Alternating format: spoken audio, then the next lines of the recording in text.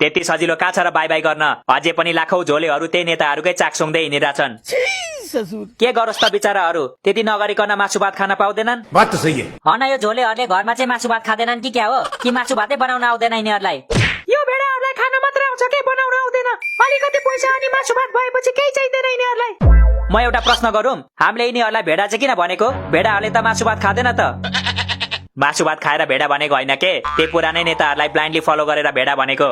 भनेपछि झोले भने नि भेडा भने नि केही फरक पर्दैन होइन त? पर्दैन, तँलाई जे भन्नु मन छ भन्दा हुन्छ। मसँग एउटा आइडिया छ, यिनीहरूलाई झोलेकोले अनि भेडाको डा जोडेर लेडा भन्नुपर्छ होला। यिनीहरू पनि झोले र भेडा सुन्दा सुन्दा दिक्क भयो होला नि त, त्यसैले अबदेखि लेडा भन्नुपर्छ यिनीहरूलाई। क्या सोच है रे तेरी? है मान्नुपर्छ यार, तँलाई कसरी सोचिसौ यस्तो नाम?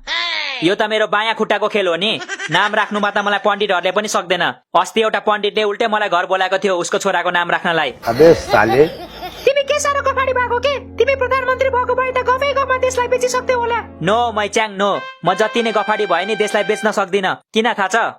किनकि हाम्रो देशलाई कसैले किन्नु पनि पर्यो नि त। यो कवाडी नेताहरूले हाम्रो देशलाई पनि कवाडी बनाइसकेको छ।